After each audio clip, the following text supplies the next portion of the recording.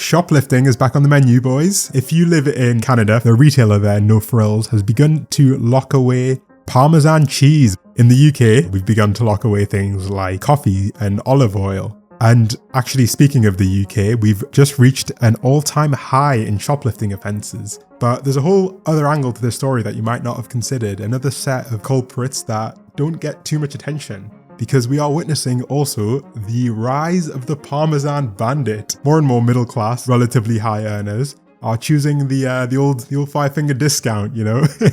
Shoplifting is on the rise amongst the middle classes, amongst people who are white collar professionals, and they're taking everything from tape measures to blocks of cheese. And it might be a little bit surprising because you wouldn't typically expect this demographic to necessarily be unable to afford food, despite the fact that they may be getting squeezed financially like everyone else. They aren't just shoplifting, they also seem to not feel very guilty about it, and are doing so with a very clean conscience. And I think the best place to start with this story is not necessarily with the people, but rather with machines, specifically self-checkouts, because there is a side to this story that will make you feel a little bit better about the world. It's not all bad. And I think it starts with self-checkout machines, because they have recently become a hotbed of criminal behavior. Because when we think of this phenomenon of a middle-class shoplifter, they're not, running into the store, emptying the shelves into their bags, and then running off. One common method that they're using is a little less violent. It's pretty broad consensus that self-checkouts aren't that fun to use.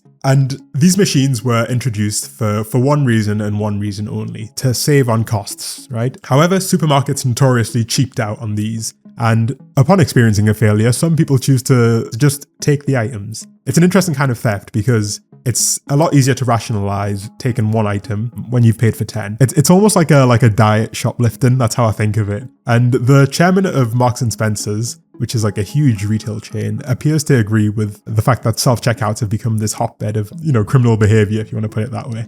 With the reduction of service you get in a lot of shops, a lot of people think this didn't scan properly, or it's very difficult to scan these things through. And I shop here all the time, so it's not my fault. I'm owed it.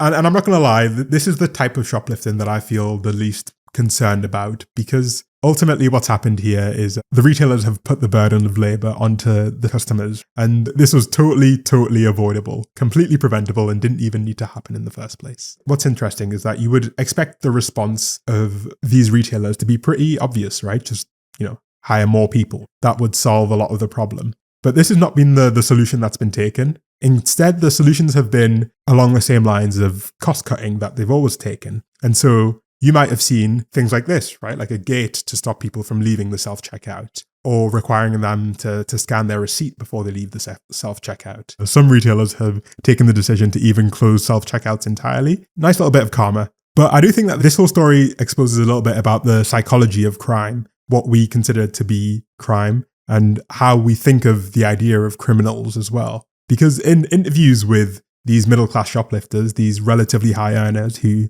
choose the 5-finger discount, they very rarely refer to themselves as engaging in illegal or criminal behavior. They'll often say things like, I'm not a murderer, it's just a piece of salmon, or that supermarkets are the real criminals, which you might well agree with.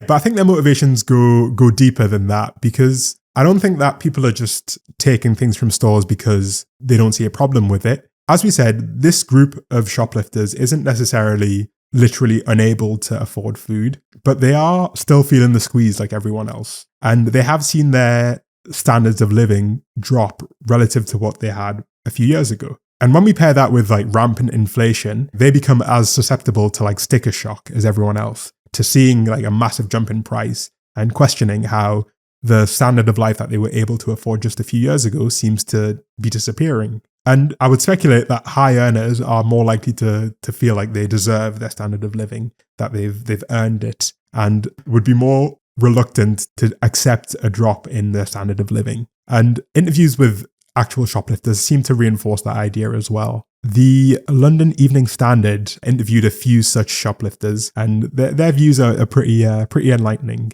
They speak to one person, Emma, who is a PR professional, and they asked her why she decided to start shoplifting. And she says that it started when she was on maternity leave with her first baby.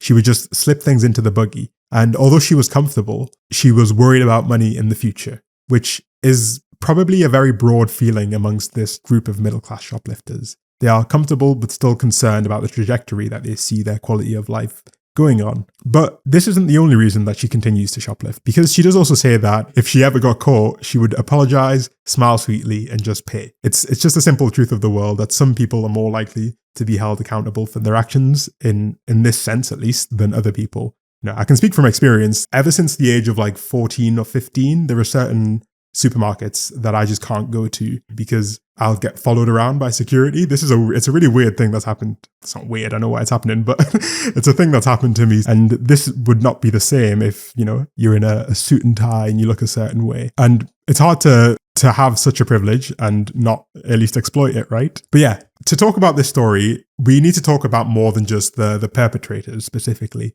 because the first line of defense, supposedly, against shoplifting is the staff. And they're showing much more solidarity with the people who are coming in and taking items. I posted asking just members of my community if they'd had any experience with this idea of retail shoplifting.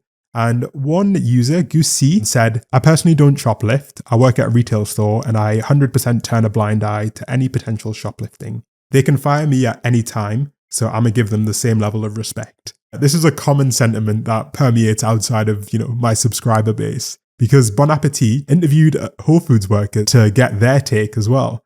And this opinion was very common.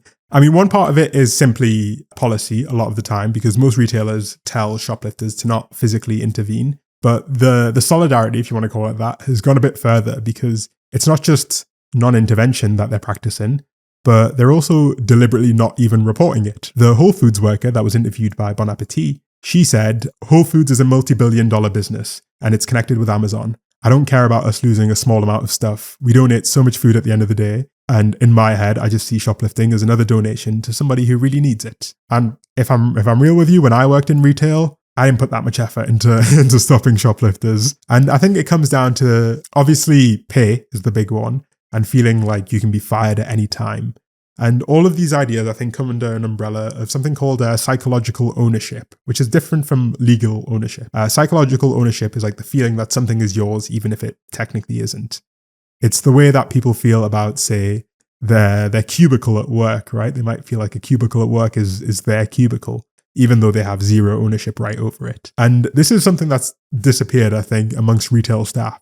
This idea that the store is your store, the sense of like ownership over the place where you work. And I managed to actually find a paper which discussed the role of psychological ownership in shoplifting prevention, specifically in staff intervention. They interviewed a bunch of retail staff and asked them their opinions on shoplifting, and the ones who do choose to intervene in stopping shoplifters frequently use terms like my store, our supermarket, a supermarket like ours, words that evoke a sense of psychological ownership, of feeling like your place of work is yours to a degree. I really like this quote from the paper. There was an implied sense of a crime being committed on something personal, and the need to protect against such actions was evoked. And this is the thing that gets staff to actually do something about shoplifting, right? And so you've got to ask yourself, like, why are they not feeling this way anymore? And I think obviously the big one is money. The second one is feeling like they're disposable. And in my opinion, I think a third factor is the solution that's been taken to curb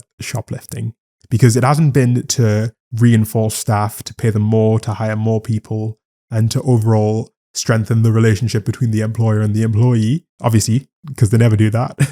But rather, it's been to rely on more extreme cost-cutting technology, with some supermarkets even trying facial recognition as a way to curb shoplifting.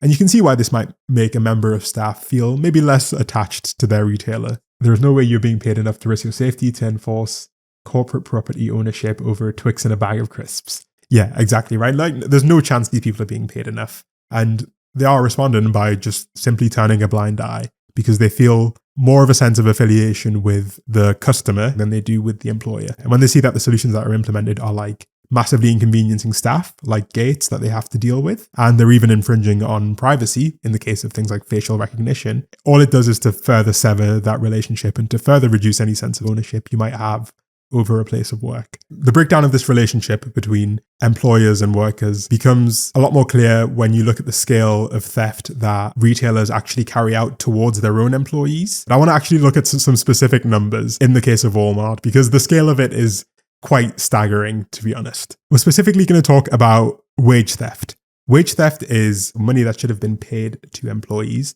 but wasn't. And it takes the form of unpaid overtime, of stolen tips, being forced to work after clocking out, not receiving a break when you should, or even not receiving your final paycheck when you quit. If you've worked in retail for long enough, you've likely experienced at least one of these things happen. And when we put actual numbers to it, the scale is pretty intense. So between 2000 and 2018, Walmart paid over $1.4 billion in fines related to wage theft violations. This is something of the order of like $75 million a year. And these are just the cases that they get caught for. That might be hard to visualize, but the Economic Policy Institute compared the scale of wage theft to the scale of all robberies in the US. And the scale of wage theft was almost 3 times bigger than the total sum lost in robberies across the entire country. I don't think it takes a genius to see how this might contribute to the breakdown of employer-employee relationships and maybe make them a bit less willing to care about a shoplifter, when quite literally billions are taken from them in wages every year. When we look at this $1.4 billion number for Walmart, these are just the cases that get prosecuted. The vast majority of retail workers will never begin legal action because they were forced to work an extra 30 minutes after clocking out. And it's simply taken as being, part of the job requirement when it isn't, right? It's theft that far outnumbers the amount that's lost to shoplifting or looting. But yeah, Walmart is far from being the only entity that's guilty of wage theft. Amazon paid out almost $62 million to its drivers because it was taking tips the customers had given them. At the end of the day, it's also worth thinking, how much does this actually matter? How much does this matter to retailers? Shoplifting is a very charged term in some ways. And if you were online much last year, you might have seen viral videos of people looting supermarkets and retailers. And retailers themselves claimed that half of all industry losses was due to organized crime. This idea of organized gangs of looters was really popular in the media for a good while. What was a little bit less popular was the fact that this lobbyist group, which had released this claim, later retracted it. They'd been using faulty data. It was not 50% of retail losses that were attributable to organized crime, but the real figure was likely closer to 5%. They'd overstated the impact by a factor of 10. Obviously, the retraction got way less attention than the original publication. It's impossible to even undo the impact of a claim like this. And it definitely seems to imply that you should at least be a little bit skeptical of how much shoplifting and petty theft is actually affecting retailers' profits, and how much of it is just a smokescreen used to account for the fact that, say, they've made some poor business decisions that year. That is not to say that theft is obviously not happening, but the magnitude to which it's actually affecting profit is, in my opinion, likely overstated. I do think that at the end of the day, with an issue like this, it's up to you to decide where your moral code lands and how much of it you think is acceptable. But I think it's useful to think about it either way, and to consider the fact that employees are also having millions and millions of dollars stolen from them every year, and they do not get a fraction of the attention